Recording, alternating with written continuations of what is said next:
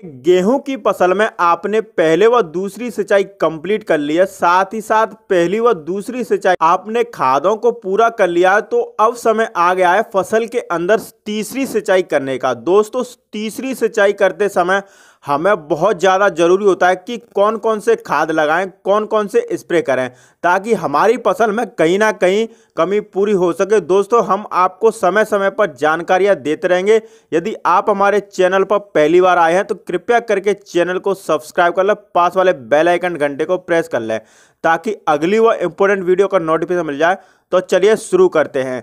तीसरे पानी के साथ साथ हमें कौन कौन से खाद एवं उर्वरकों का इस्तेमाल करना चाहिए, जिससे कि हमें आगे चलकर एक शानदार रिकॉर्ड उत्पादन मिले। दोस्तों, अभी तक आपने जितने भी खाद एवं उर्वरक गेहूं की फसल में लगाए हैं वह पौधे पूरी तरह से एब्जॉर्ब कर चुके हैं। अब किसान भाइयों, हम नए सिरे से खादों का इस्तेमाल करना होगा, क्योंकि अमूमन तीसरी सिंचाई करते समय बालियां निकलना स्टार्ट हो चुकी होती है, फसल हमारी गवोट अवस्था में होती है। तो इस समय पर हमें कुछ एक्स्ट्रा खाद अलग से डालने पड़ेंगे, जिससे कि जो हमारी पैदावार है वह भविष्य में हमें अच्छी मिले। तो इन सारी बातों को ध्यान में रखते हुए दोस्तों, तो आपकी सारी समस्याओं को दूर किया जाएगा। किसान भाइयों, गेहूं की फसल में तीसरी सिंचाई कब करनी चाहिए, इसके लिए सबसे पहले जान लेते हैं किसान साथियों। जब हमारे गेहूं की फसल अवस्था 60 से लेकर 70 दिन की मध्य होती है, इस समय हमें अपने गेहूं की फसल में तीसरी सिंचाई करनी होती है।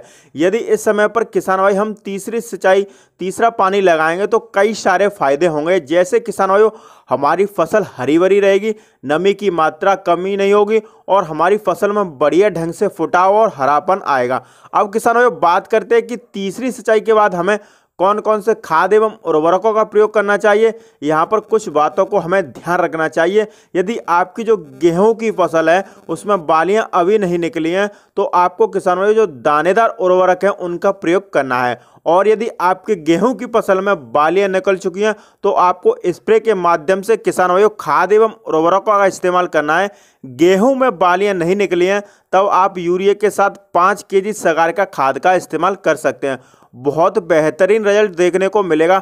असल में किसान भाइयों, कल्लों की संख्या कम होगी तो वह भी बढ़ेगी, फसल की ग्रोथ बढ़ेगी, हरियाली अच्छे से होगी और भविष्य में आपकी जो गेहूं की फसल है वह नंबर 1 चलेगी। अब यदि किसान भाइयों की फसल उसमें बालियां निकल चुकी हैं, फसल गवोट अवस्था में है, तो इस समय किसान भाइयों अपनी गेहूं की फसल में स्प्रे के माध्यम से खाद उर्वरक देने चाहिए, ताकि जल्द ही रिजल्ट मिल सके और काफ़ी इफेक्टिव भी रहे। इसके लिए किसान भाइयों आप इस समय एनपीके का प्रयोग कर सकते हैं। इसका नाम है एनपीके 19-19। अभी यह स्प्रे जो है किसान भाइयों, यदि इस समय आप प्रयोग करते हैं तो आपको काफ़ी बढ़िया रिजल्ट देखने को मिलेगा। इसमें किसान भाइयों नाइट्रोजन, फास्फोरस, पोटेशियम तीनों मुख्य पोषक तत्व पाए जाते हैं, जिनकी कमी की पूर्ति होगी आपके गेहूं के पौधे को, तब आपका जो पौधा है वो बहुत तेजी से ग्रोथ, हरियाली, फुटाव करे और भविष्य में किसान भाइयों बालियां भी काफ़ी ज़्यादा लंबी आएंगी और कई सारे फायदे होंगे।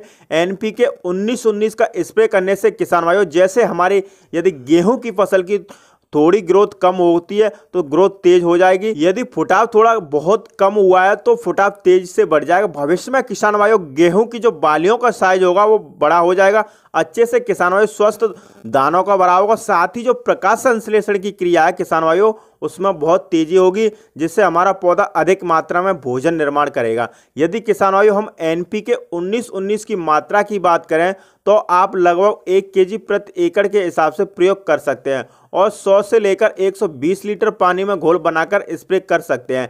रिजल्ट किसान भाइयों बहुत ही बेहतरीन। आपको जो गेहूं की फसल है 10 दिन में ही किसान भाइयों आप अपने गेहूं की फसल में। अब हम बात कर लेते हैं दोस्तों, यदि गवोट अवस्था में है, फसल में बालियां निकल चुकी हैं, तो इस समय पर आपको जो खाद लेना है वह है दोस्तों बोरॉन, और साथ में लेना है एनपीके 0-52-34 को अच्छे से मिला लें और स्प्रे कर दें।